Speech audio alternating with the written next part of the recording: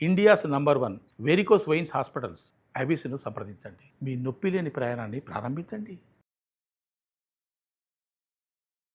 నమస్కారం సార్. నమస్తే మా. సార్ ఒకరు కింద కమెంట్ పెట్టడం జరిగింది. నా మ్మ్. భార్యది ప్రేమ అనుమానమా నాకు అర్థం కావట్లేదండి. మ్మ్. అండ్ ఎస్పెషలీ నేనైతే ఆఫీస్ నుంచి రాగానే ఫ్రెష్ అవుదామని స్నానం చేద్దాము అని అలా వెళ్ళినప్పుడు నా ఫోన్ వెంటనే చూసేసి ఎవరెవరు మెసేజ్ చేశారు అండ్ అలాగే ఎవరు కాల్ చేశారు, ఈయన ఎవరితో ఎక్కువ టైం మాట్లాడుతున్నారు, ఇలా నా హిస్టరీ అంతా చెక్ చేస్తుంది. తీరా ఎందుకు ఇలా నువ్వు చేసావు అంటే, నువ్వేం తప్పు చేయనప్పుడు నీకెందుకు అంత భయము అని రివర్స్లో నన్నే క్వశ్చన్ అడుగుతుంది. అది ప్రేమో అనుమానమో నాకు అర్థం కావట్లేదు సార్ అని అడుగుతుంది. మ్మ్. అంటే ఎలా చూడాలి సార్ దీన్ని? చాలా ఇంపార్టెంట్. ఇది చాలా ఒత్తేసినట్టుగా ఉంటుంది, కంప్రెసింగ్. అలా ఎవరైనా సరే డౌట్గా మన అనుమానంగా చూస్తుంటే చాలా కంప్రెసింగ్గా ఉంటుంది. ఇక్కడ మనం చాలా ఇంపార్టెంట్ ఇట్లాంటి సైకలాజికల్ ఆస్పెక్ట్స్, ఇవి రిలేషన్షిప్స్ మాట్లాడుకున్నప్పుడు అన్ని చోట్ల అందరికీ అప్లై కావు. కొంతమంది నేను కూడా కమెంట్స్ చూసినప్పుడు ఇది అందరికీ కాదుగా, చెప్పడం చాలా ఈజీగా, నిజమే కష్టమే, బట్ ఒక యాంగిల్ నుంచి తీసుకుంటే ఇలా ఉంటుంది. అర్థమవుతుంది అన్నట్టుగా మనం ప్లాన్ చెప్తున్నాం. Yes. సో అందులోనూ ఇట్లా ప్రతి దానికి అనుమానం పడుతూ ఉంటే మ్మ్. వాళ్ళు రియల్లీ ప్రెషర్ ఫీల్ అవుతారు. సో ఫస్ట్ ఫ్యూ టైమ్స్ అని at least you should let them, అడగకుండా ఓకే చెక్ చేసుకో.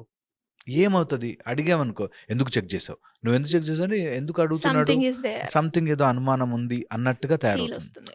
ఆర్ ఏదో ఎపిసోడ్ జరిగి ఉంటుంది అట్లా, మ్మ్. దట్ ఎవరో క్లోజ్గా మాట్లాడడం కానీ, ఎవరన్నా ఇంతకు ముందు ఏదైనా మెసేజ్లు చూసుండడం కానీ. ఒక వైఫ్ నా దగ్గరకు వచ్చి చెప్పింది, ఆయన చాలా మంచి ఆయన సార్, కానీ నేను ఒకసారి చూశాను ఒక మెసేజ్, ఆయన దాంతో మాట్లాడడము, రిప్లై ఇవ్వడం, ఆ మెసేజ్కి రిప్లై ఇవ్వడం కూడా జరిగింది, బట్ ఎప్పుడు మా లైఫ్లోకి డిస్టర్బెన్స్ రాలేదు, నాకు అన్నీ చేశాడు, కానీ అది ఎందుకు మాట్లాడాల్సి వచ్చింది అలాగా, ఒక ఎపిసోడ్ ఎందుకు అలా జరిగింది, అది పోనీ పెళ్ళికి ముందు అని అనుకుంటే వేరు, కానీ ఇప్పుడు జరిగింది నేను తట్టుకోలేకపోతున్నాను అనేది ఒక వైఫ్ యొక్క వాదన. సో నిజంగా కూడా ఎవరికైనా అట్లాంటి ఎపిసోడ్ జరిగితే చాలా అనుమానంగా ఉంటుంది. మ్మ్. So break that. ఎవరైనా ఇప్పుడు మనకు మెసేజ్ చేసిన ఆయన కూడా ఒకవేళ నిజంగా ఆమెకు అట్లాంటి డౌట్ ఉంటే కొన్ని రోజులు లెట్ హర్ సీ, కొన్ని రోజులు మీరు క్లియర్గా ఉన్నారు అని తనని తను కన్ఫర్మ్ చేసుకొనివ్వండి, ప్రాబ్లం లేదు. 1, ఓకే. ఓవర్ రియాక్ట్ అవ్వాల్సిన పని లేదు, ఉంటుంది కొంతమందికి. Second is possessiveness. ఈ పొజెసివ్నెస్ అనేది ఒక స్టేజ్ దాటిపోయి వెళ్ళిపోయాక ఇట్లా మారుతుంది. అంటే నాకు ఇచ్చిన ఇంపార్టెన్స్ ఇంకెవ్వరికి ఇవ్వకూడదు, నేను ఒక మనిషిని ఇంకొకరితో అసలు ఇమాజిన్ చేసుకోలేను, వాళ్ళ దగ్గరికి వెళ్ళిపోతారా, మాట్లాడతారా అనేది ఇది ఒకటి పొజెసివ్నెస్ చేయదాడుతుంది. థర్డ్, వీళ్ళ సర్కిల్లో ఎవరు ఇలా చెప్తారు.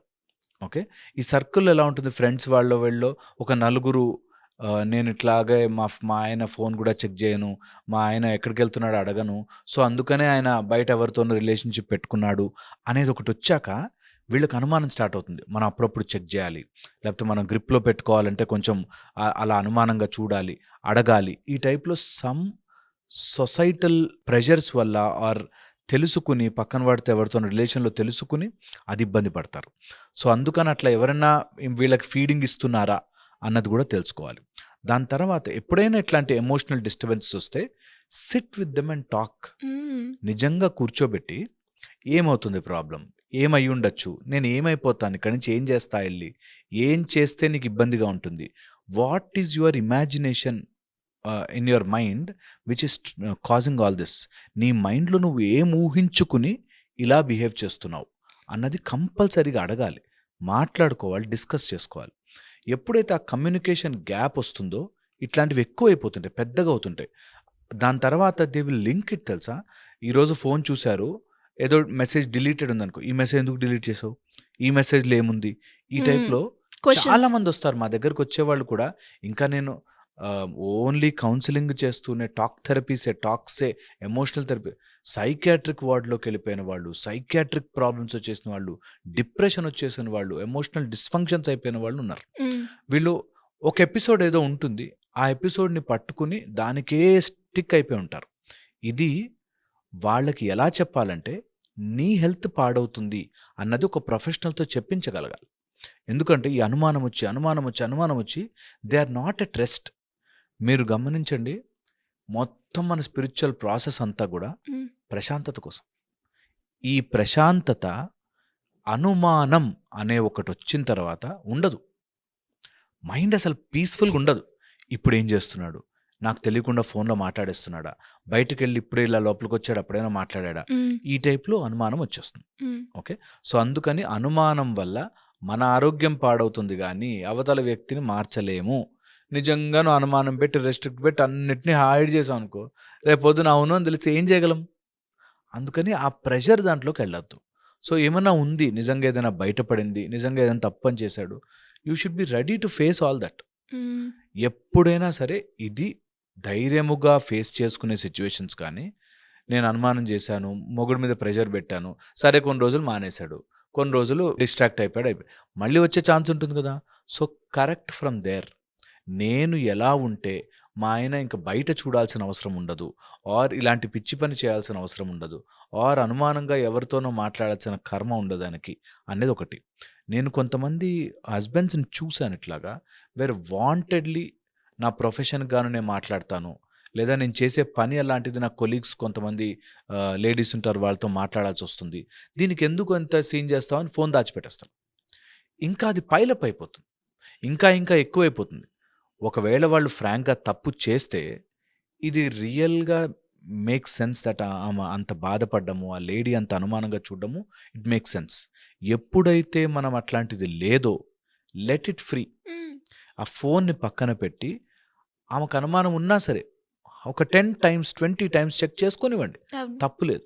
ఎప్పుడైతే ఆ స్పార్క్ ఆఫ్ నీకు ఎందుకు చెక్ చేస్తున్నావు, నన్ను అనుమానిస్తున్నావు అని వస్తుందో, దెన్ మీ మధ్యలో స్ప్లిట్ తయారవుతుంది. ఎప్పుడు కూడా వైఫ్ అండ్ హస్బెండ్ మధ్యలో స్ప్లిట్ రాకూడదు. ఎప్పుడైనా స్ప్లిట్ వచ్చినట్టు పెద్దదే అవుతుంది. సో అందుకని you have to become a team and కలిసి కూర్చొని మాట్లాడి, దిస్ ఇస్ ద ప్రాబ్లం, ఇట్లా జరిగింది, అవును ఒకళ్ళు ఎవరైనా అట్లా మెసేజ్ చేసి ఉంటారు, that doesn't matter to me, నేను కరెక్ట్గా ఉంటాను అని. And it is a responsibility of the husband to prove it to wife. నిజంగా వైఫ్ అడిగితే ప్రూవ్ చేయాల్సిందే. It's a responsibility. అంతే, బాధ్యత. నువ్వు బాధ్యత.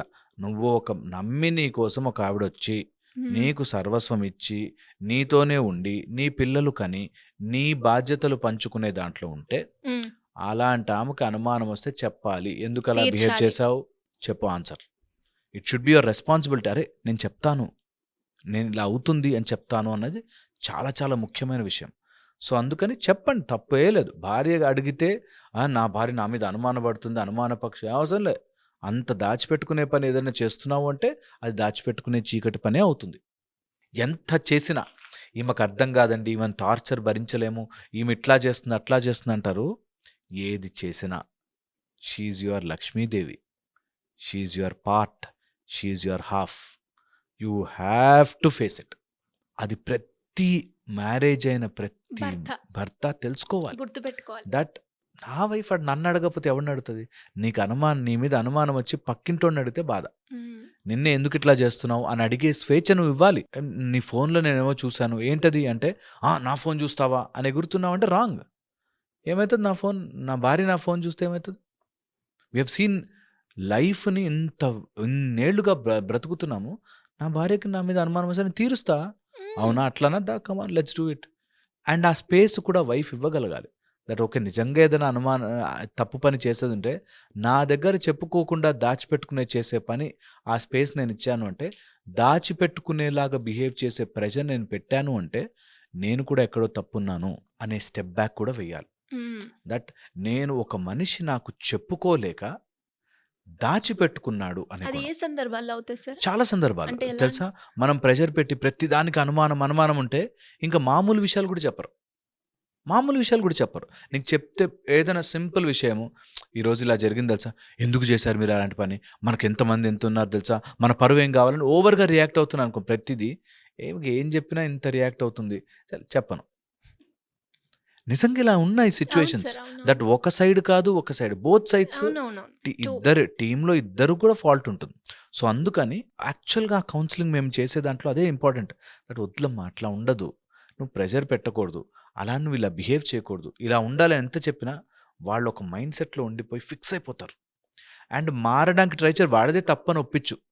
మా దగ్గరకు వచ్చి నా భర్త తప్పని ఒప్పించు, ఆ భర్త వచ్చి మా భార్య తప్పని ఒప్పించు, ఆమె అన్ని ప్రతి దానికి సీన్ చేస్తుంది సార్, ఏం చెప్పాలి? మీరు అన్నట్టుగానే సార్, అంటే ఎప్పుడు కూడా 2 వెర్షన్స్ ఉంటాయి. ఒకటే వెర్షన్ వల్ల మనకెప్పుడు గొడవ రాదు అని చెప్పారు. అంతే. అండ్ ఇప్పుడు కూడా మనం మాట్లాడుకునేటప్పుడు నాకు అర్థమైంది. భార్య చెప్పే స్కోప్ ఇవ్వనప్పుడు, ఒక ప్రెషర్ క్రియేట్ చేసినప్పుడే ఇలాంటివి హైడ్ చేసే అవకాశం ఉంటుంది అని.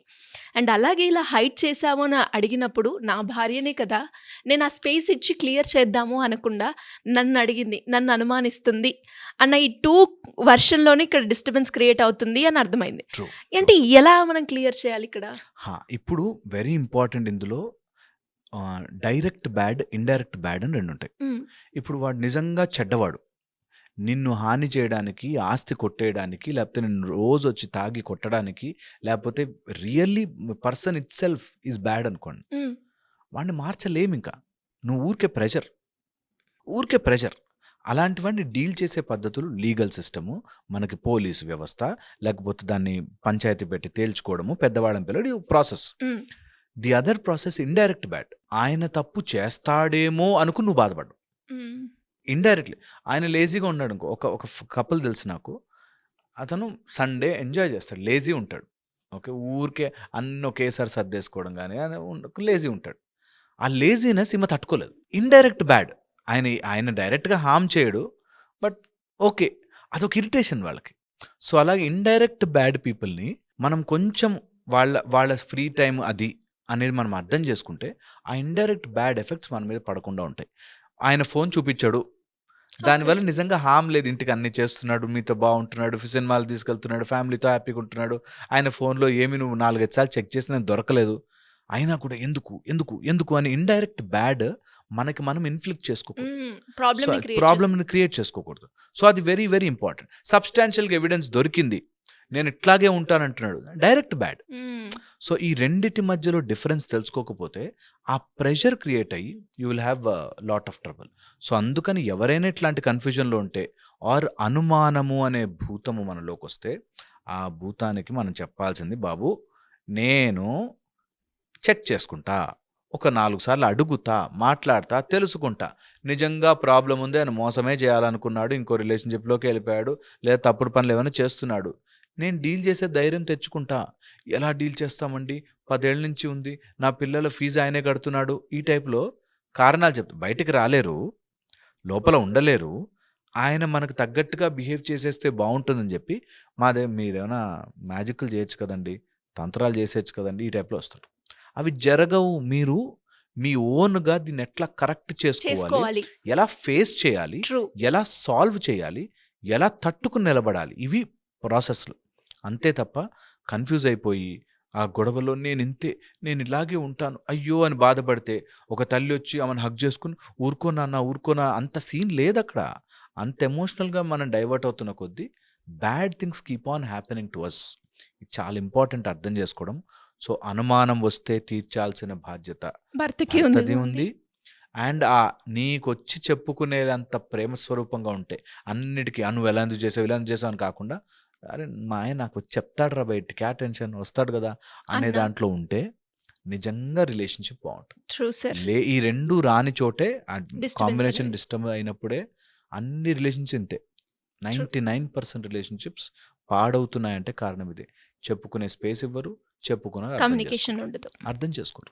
Yes sir. డెఫినెట్‌గా. అంటే ఇది కామన్‌గా కూడా మనం చూస్తూ ఉంటాం. ప్రతి భార్యాభర్తల్లో ఒకానొక సందర్భంలో ఇది జరిగే ఉంటుంది. జరిగే ఉంటుంది. అండ్ అలాగే మీరన్నట్టుగానే ఇటు మనము భర్తది తప్పు అనలేము, భార్యది తప్పు అనలేము కాబట్టి మీరు చెప్పిన ఈ 2 పాయింట్స్ కనుక ఏదైతే ప్రెషర్ పాయింట్ స్కోప్ ఇవ్వలేదు అన్నది గుర్తుపెట్టుకోవడము, నా భార్యనే కదా చూపిస్తే ఏంటి అని చూపిస్తే ఈగోకి పోకుండా ఉంటే చాలా బాగుంటుంది ఆ రిలేషన్షిప్. ఈ 2 పాయింట్స్ ఈ వీడియోలో మొత్తం గనక ఒక్కటికి 2 సార్లు కనుక ఆలోచిస్తే డెఫినెట్‌గా ఈ ప్రాబ్లమ్ నుంచి బయటపడే అవకాశం ఉంటుంది. Yeah. అండ్ చాలామంది ఈ ప్రాబ్లమ్ గురించి సైకాలజిస్ట్‌ని కూడా కలవడం మనం చూస్తూ ఉన్నాం. Yeah. ఇక్కడే ఈ వీడియోలోనే మీ అందరికీ కూడా ఒక మంచి క్లారిటీ వచ్చింది అని అనుకుంటున్నాను. ఇంకా ఇలాంటి ఎపిసోడ్స్ గురించి మీకు కనుక ఇన్ఫర్మేషన్ కావాలి అంటే పార్ట్ 2 అని మీరు టైప్ చేస్తే ఖచ్చితంగా మేము వాటి గురించి ఎపిసోడ్ అనేది మేము చేస్తాం. Thank you sir. Thank you so much.